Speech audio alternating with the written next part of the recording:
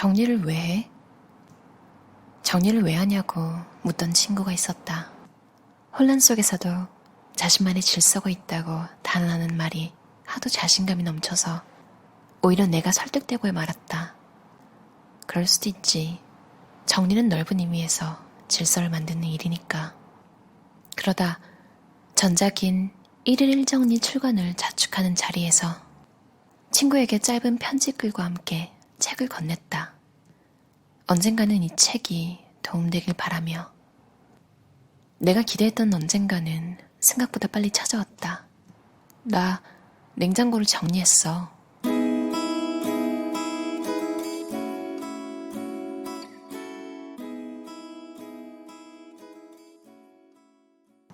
네이버 대표 정리력 카페 부은영자 심지은 작가가 쓴 책인데요. 제목은 다르게 살기 위해 버렸습니다. 정리를 막 시작하신 혹은 아직 시작하지 못하신 분들께 추천드리는 책이에요. 인트로와 연결되는 이야기 짧게 하고 계속 밑줄 쳤던 부분 읽어볼게요. 나 냉장고를 정리했어. 친구가 책을 읽고 냉장고 정리를 시도한 것이다. 친구는 겸연쩍어 하면서 이렇게 고백했다. 그때는 정말 불필요하게 느껴졌어. 어차피 치워도 다시 어질러지니까 어질러진 게 불편하지 않았거든.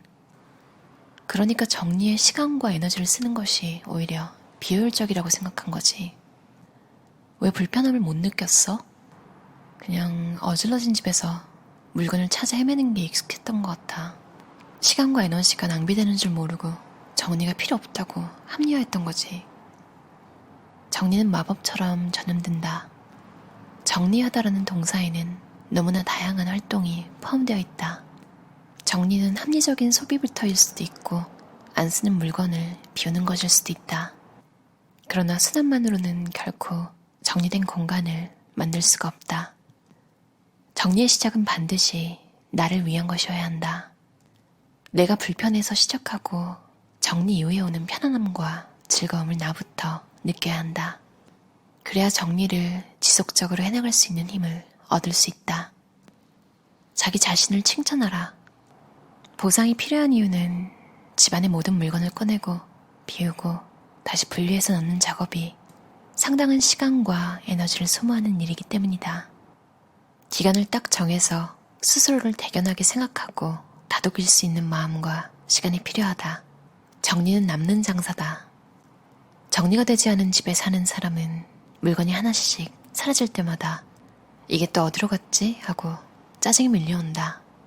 이런 일이 계속해서 반복되면 불안해지거나 자기 자신이 한심해질 수밖에 없다.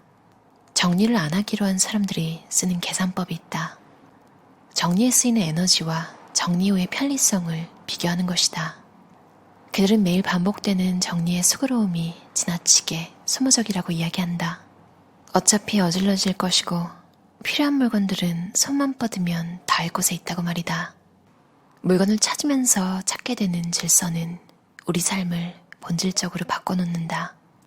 열쇠와 손톱깎이를 더 이상 찾아 헤매지 않아도 되고 상을 따로 펴지 않고 식탁에 차려낸 뒤 온 가족이 편하게 앉아 식사를 하게 되며 갖고 있는 옷으로 충분히 그리고 멋지게 코디할 수 있게 되고 아이들이 뛰어놀 수 있는 공간이 생기는 것은 감격스러운 일상의 변화다.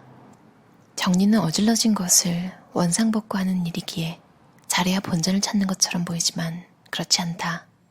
복잡함을 만들어내는 것이 삶의 본질이라는 대전제에서 삶의 변화에 따른 새로운 질서가 필요하다는 면에서 정리는 반드시 해야 하는 일이며 의미 있는 일이다. 정리로 찾은 여유와 새로운 질서 안에서 우리는 매일같이 물건을 찾거나 같은 실수를 반복하는 것에서 느끼는 자책과 스트레스로부터 해방될 수 있고 새로운 질서를 통해 안락한 삶을 얻을 수 있다. 그러므로 정리는 충분히 남는 장사임에 틀림없다. 사람들은 자기 취향대로 물건을 산다고 생각하지만 정말 자신의 취향을 알게 될 때는 물건을 비울 때다. 물건을 구매하고 사용하고 버렸던 경험들이 잘 정리되고 축적될수록 점차 적게 사고 적게 비우며 두고두고 쓰는 물건이 많아질 것이다.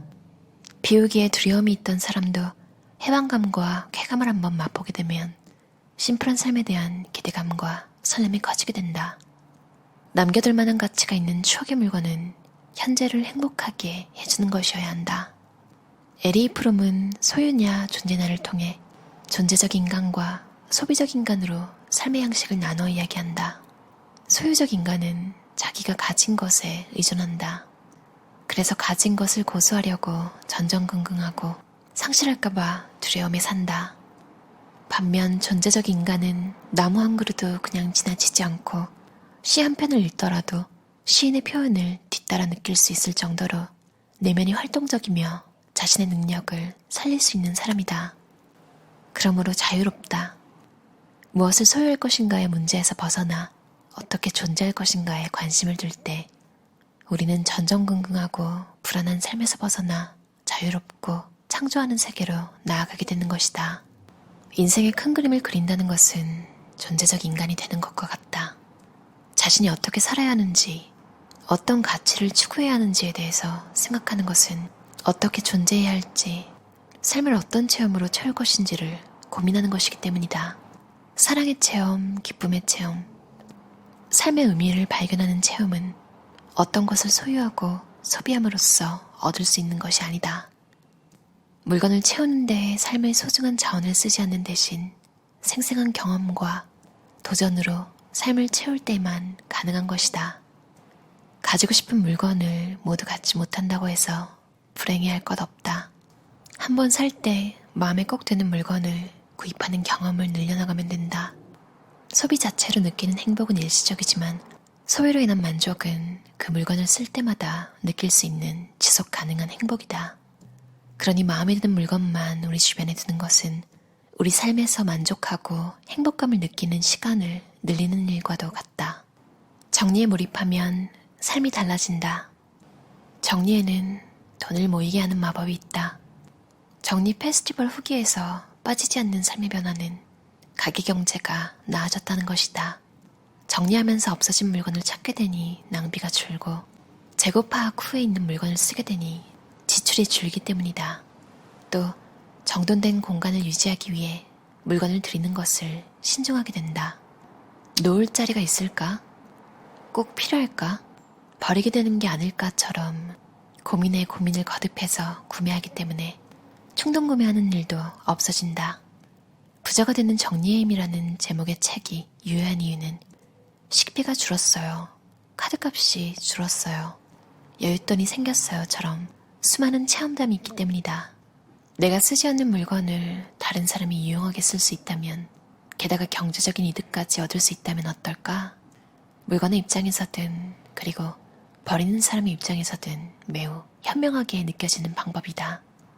안 쓰는 물건을 중고 판매하면 고정된 죽은 자산을 교환 가치가 있는 돈으로 바꾸는 것이기 때문에 본전보다 적은 값으로 팔게 되더라도 위안이 된다. 새 것이나 마찬가지인 물건, 비싸게 주고 산 물건을 모아서 중고 판매로 처분하면 꽤 큰 여윳돈을 마련할 수 있다. 중고 판매를 통해 생긴 수익금은 어떻게 쓰는 게 좋을까? 소설책 오 해피데이의 주인공 노리코처럼 중고품을 팔고 생긴 돈으로 마사지를 받거나 호텔 라운지 카페에서 차를 마시는 등 평소에는 엄두를 내지 못했던 경험을 할 수도 있고 더 필요한 물건을 살 수도 있다. 깨끗하고 예쁜 화장실이 갖고 싶어서 리모델링 견적을 받았다. 견적이 270만 원이나 나오고 3일 내내 화장실을 쓸 수 없다는 말을 들었다. 전셋집에 그만큼의 돈을 들일 수도 없고 공사기간 동안 다른 곳에서 지낼 방법도 없어서 깨끗하게 마음을 잡았다. 불현듯 화장실에 아무것도 없다면 리조트 화장실 같은 기분을 낼 수도 있고 청소하는 것도 훨씬 쉬울 테니 언제나 깨끗한 화장실을 유지할 수 있겠다는 생각이 들었다. 즉시 집에 있던 라탄 바구니에 목욕용품을 담아서 화장대로 옮기고 락스 세제와 수세미를 주방 싱크대 하부장으로 옮겼다. 화장실에는 샤워볼, 청소솔과 구연산 세제만 남겼다. 약간의 번거로움이 생겼으나 물건이 없으니 샤워할 때마다 솔질은 비교할 수 없을 만큼 편하고 거침없이 할 수 있었다. 세면과 보디 제품은 하나씩만 놓는다. 여분은 창고에 둔다. 샤워하면서 솔과 베이킹소다 혹은 구연산 세제로 물때 청소를 한다. 바로바로 건져들 수 있도록 환기와 통풍을 필수적으로 한다. 거실 정리의 미션 포인트는 시간이 오래 걸리면 안 된다는 점이다. 미션 가이드에는 타이머를 15분으로 맞추고 알람이 울릴 때까지 격렬하게 몸을 움직이면서 치우세요 라고 되어 있다. 모두 15분 만에 거실 정리가 될까 의심하지만 정리하고 나면 하나같이 놀라워한다. 넓은 거실이 15분 만에 정리되는 기적을 경험하기 때문이다. 누구에게나 인테리어 잡지책처럼 아름다운 거실에서 살고 싶은 욕망이 있다. 인테리어 센스가 없어도 집을 아름답게 만드는 방법이 있다. 바로 여백을 많이 두는 것이다. 여백이 미라는 말이 있듯 거실에 여백이 많을수록 시각적으로 편안해지고 물건과 공간에 조화가 생기며 청결하게 관리할 수 있다. 그러려면 쌓아놓은 것, 방치해놓은 것을 모두 비워야 한다. 거실이 광장처럼 탁 트이는 순간 가족들끼리 대화가 늘고 더 자주 손님들을 초대하게 될 것이다. 사람이든 물건이든 함부로 인연을 맺지 마라. 법륜 스님은 사람이든 물건이든 함부로 인연 맺지 말라고 말했다. 우리가 소모할 수 있는 시간, 에너지, 감정은 모두 제한적이므로 사람이든 물건이든 보다 소중한 관계에 집중할 필요가 있다. 한 번 쓰고 버릴 물건을 많이 사는 것보다 두고두고 오랫동안 함께 할 수 있는 물건들과 인연을 맺고 싶다. 어떻게 이렇게 때마침 꼭 맞는 것을 만났을까 하고 운명처럼 느껴지는 물건을 만나 충분히 좋은 시간을 함께 보낸 뒤 아쉽지만 고마운 마음과 함께 바르게 떠나보내고 싶다. 정리 후에 내가 진정으로 원하는 삶을 깨닫게 된다. 우리는 모두 언젠가 죽는다는 점에서 시한부 인생과 다르지 않다. 그 끝이 언제인지 알 수 없기에 정리하기 적당한 때라는 것도 따로 없다. 그러므로 매일 무엇을 비우고 무엇을 남길지, 남은 시간을 누구와 어떻게 의미 있게 보낼지를 고민하는 일상은 지극히 중요한 일이다. 정리에는 끝맺음을 짓는다는 의미와 함께 새로운 시작이란 메타포가 함축되어 있다. 아까도 말했듯이 이 책을 쓴 심지은 저자는 네이버 정리력 카페의 부운영자라고 해요. 그만큼 다양한 회원들의 사례와 본인의 경험을 녹여낸 다양한 이야기들이 있는 책인데요. 국내외 여러 미니멀리스트에 대한 연구도 많이 하셔서 그런지 그런 것들이 책에 잘 녹아있어요. 하나하나 따라해보면서 실제로 어떤 느낌이 드는지도 잘 적어놓으셔서 나도 해볼 수 있겠다. 이건 못하겠다. 이렇게 생각하면서 바로 적용할 수 있어서 좋았어요. 그러니까 베이직 레벨의 정리법을 다 커버하고 다른 팁들도 많아서 좋았어요. 특히 중고로 팔고 생긴 돈은 평소에 하지 못했던 경험에 투자해보라는 내용을 처음 봐서 신선했어요. 호텔 커피숍 1년에 한 번이라도 호텔 커피숍 가보라는 내용 자기계발서에서 많이 보셨잖아요. 근데 또 읽어도 막상 잘 안 해보게 되는 일이잖아요. 당근마켓에서 물건 팔고 그 돈으로 그런 경험에 투자해보는 것도 좋을 것 같아요.